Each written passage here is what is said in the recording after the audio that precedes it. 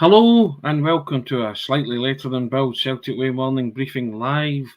Technical issues aside, we are here and we're here to talk about the aftermath of Celtic 3, Real Betis 2. Alison, lots to talk about. Shall we start with a positive first? That it was a great victory and a lot of fringe players came in and did themselves no harm at all. Yeah, I thought there were a lot of positives to take out of it from Celtic's point of view. I think it also helps to finish the group with 9 points. I think maybe 4 other groups you might have actually progressed into the knockout phases with such a tally. And I know it's slightly skewed because I think there's no real pressure on the final game. I think it's kind of artificial, but at the same time, I think Celtic will be pleased with it to have finished with a win.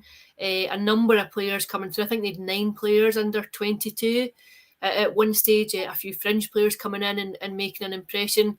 It bodes well, but there's a very obvious concern. I'm sure you're going to get to it, but I think the injury problems now just Celtic seem to be getting to the end of the tunnel with them, and all of a sudden they come back into sharp focus. Who impressed you most last night, Alison, of the players that come in? Bearing in mind Ange made 11 changes.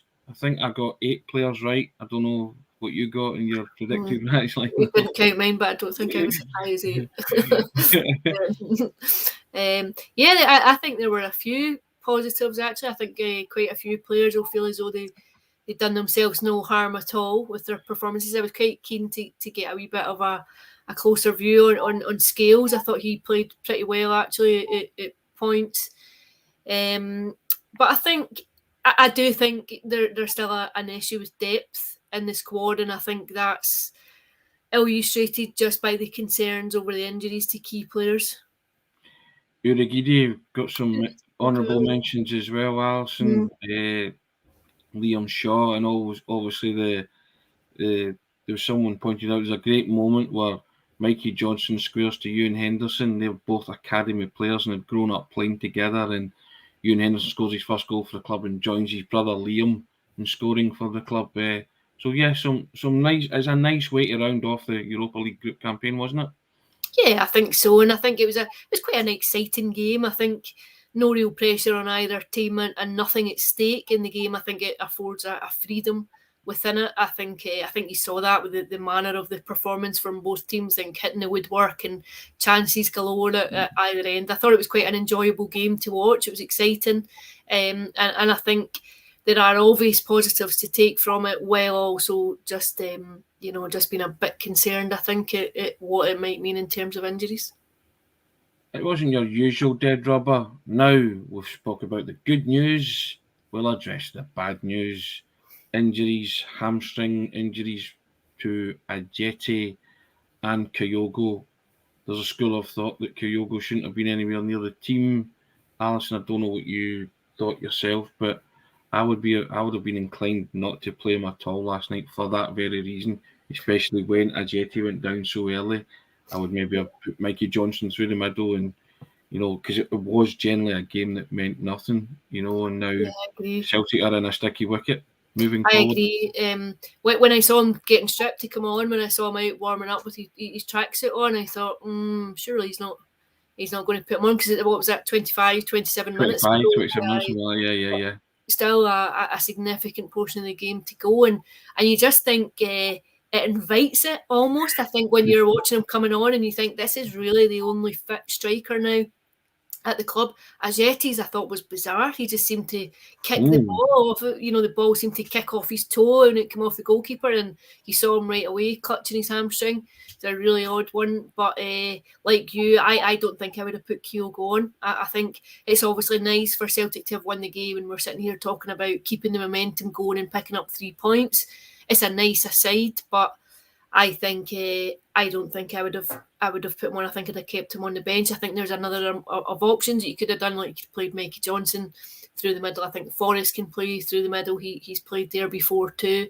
I think it was a risk, given the fact that he is the only fit striker at the club, and there's another 8 games now to negotiate between now and the end of December, which are all of significant magnitude given where Celtic are in the league and the fact they want to claim the first silverware on offer. Is it a worry that Jota, Turnbull, Haggerty, Kygo That's all 4 hamstring injuries to date recently. I don't know if there's been more defender-wise, if they've been out with hamstring injuries, but it seems to be a real spate of them. Is it just unlucky? Yeah, I'm not sure if you can attribute to anything other than that. If it's maybe an acceleration problem, just when you go to move. I don't know enough about it. I'm not a sports scientist. I don't profess to have any great knowledge about it. I'm not sure if you get players who are prone to that injury. If you have a weakness in your hamstrings, I know players who are particularly fast quite often do. And I know like the likes of James Forrest always had particular exercises to do and to work on to strengthen those areas. I'm not sure if it can just be attributed now to bad luck, to be honest with you. The players will talk about that they train at a high intensity and a high tempo, and obviously that's the way they play games. I guess it feeds into the sports science where rest and recovery is vital, Alison, which makes it even more bizarre that he did bring Kygo on last night, and the manager's not got anything wrong to my mind so far, but I think that's the first questionable decision that he's made in his reign so far. Yeah, I would agree with you. I as I've said, I wouldn't have put him on. I think it made perfect sense to rest him and to keep him off, just given the fact that you have so many other injury problems that he is really the only fit striker that's at the club. And not only that, but he's so fundamental to how Celtic play. I think he's such a key player. I just thought when he was coming on last night, you could almost hear the thought on everyone's head around the stadium. You can sense the question marks that are being asked, and it's Sods Law, isn't it, that you bring him on? The minute he went down, and you see him holding his hamstring, you can sense the trepidation all around the stadium. There seemed to be a foreboding sense of doom about it, which is why everybody beforehand was saying, don't play him, don't put him in the squad, because it's so tempting to throw him on, as you say, when the Jota goes down, and that's exactly what I mean. High risk strategy, but it's proven to be the case that it's no reward for that high risk last night, Alison, basically, Yeah, absolutely. I think we all knew that regardless of what happened, Celtic weren't progressing or going into the Conference League now into the new year. I do think, I think you get maybe just over £500,000 for the 3 points, and there's coefficient points to think of. But ultimately, I think if it come down to a black and white question of sacrificing players or taking points, I think I know what the answer would be. And it just depends now. We should hear today an update on it. I thought the manager was very clipped last night when he was asked about it. And I think that maybe gives you an indication of just the level of concern that he might harbour himself about it. Yeah, because he said Kyogo's not good, was kind of his clipped response, not good. But do you think he was annoyed at himself, or was there a wee bit of maybe, I don't know, regret that he'd put him on? It's just because he was quite clipped, with his response last night?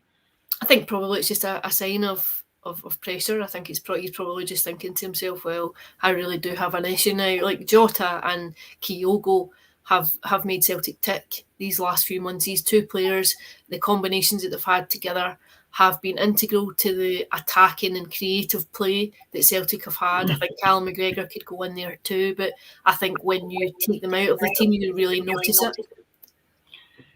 Who plays up front now?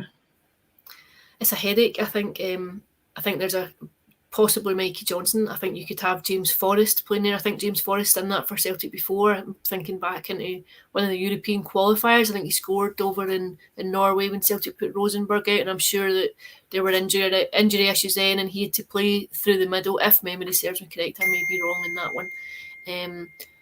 But I think it's a headache. I think it really is. It's not only who plays there, but where do the goals come from? Where do you get the movement and the creativity to bring them about? Because you've seen at times this season, although that Celtic have goals in them, you have seen games where they've struggled to break teams down when they come and sit in. And I think it is a headache. It just goes to highlight an issue we've been banging about since the start of the season, Alison, and Sean Sean will be delighted that I'll bring it up again. Strength and depth, squad depth. I mean, it just highlights it big time, doesn't it? And it highlights the need for the Celtic board, obviously, to back their manager in the January transfer window. Without question, I think that was anticipated anyway. I think if reports are to be believed coming from Japan, Celtic look fairly far down the road in terms of bringing in another striker from the J League. I think reinforcements were coming anyway. I think Ange Postecoglou's had one window so far to get his squad right. I think the lack of depth has been apparent really throughout this campaign because there has been injuries to key players all the way through. I'm not sure he's quite got to a point yet where he's had a settled squad and a fully fit squad to choose from.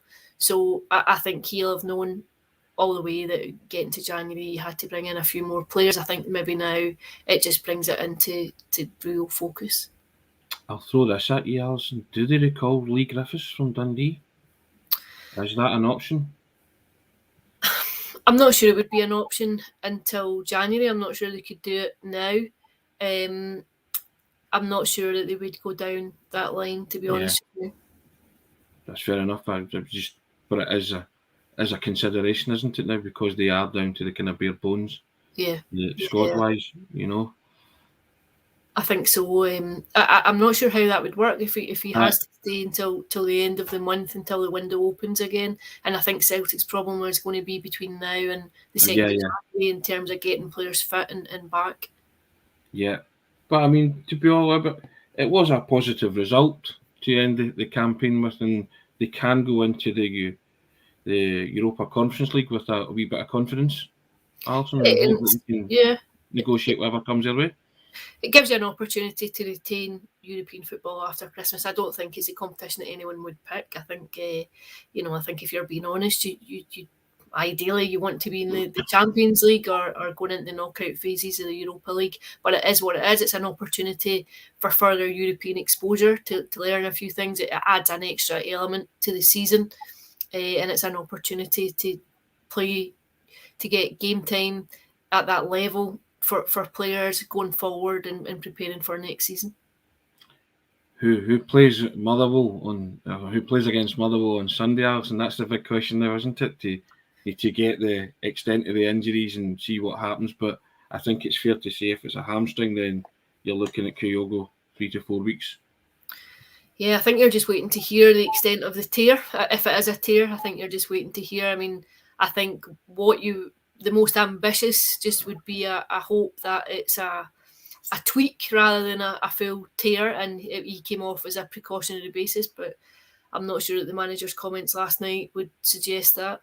But I think if he is out for the next 3 or 4 weeks, it's grim for Celtic given the games that they have to play and the fact that they're also missing Jota. I think the magnitude of the games coming up, particularly the game against Rangers and the League Cup final. I think they'd be seen as opportunities to really go into the latter half of the campaign in a positive frame of mind. And I think having to do that and negotiate those games without your strongest squad is difficult. I mean, December was going to be tricky enough, Alison. As you say, there's 8 games left before they play Rangers in January. But it's just been even made that a difficult task has been made even more difficult now with injuries to key players. Yeah, without question. I think we've spoken about it. I think Jota and Kygo have been so fundamental to the way that Celtic play, to the way that Ange Postecoglou plays. I think if you had to tally up between the two of them, assists and goals, it would illustrate just how vital they've been in a creative sense and in terms of where the goals come from. And I think they are a loss. I think I think it's a significant concern for Celtic. I think most people will be waiting with bated breath to get an update on the extent of the injuries and how long they might be out for. Who would be Ange Postecoglou at this minute, Alison? Now juggling all sorts of team selection headaches, but yeah, it's the job he's signed up for, and he's done a great job so far. So he'll just have to use all of his managerial nous and experience to conjure up something for Sunday, I would have thought. Yeah, absolutely. And there's players there that he has to use and who have to be willing to step up to the plate now and come in and deliver. There'll be players, I think all players always have a level of self-belief and a level of self-confidence. It's time now to come in and show what you have to offer. Brilliant. And on that note, hope you all have a cracking weekend. Thanks for tuning in. Thanks, Alison, for your contribution. Apologies for being slightly late, some technical issues, but hey, we resolved them and we put out a broadcast. So all the best. Have a good Friday. Thank you.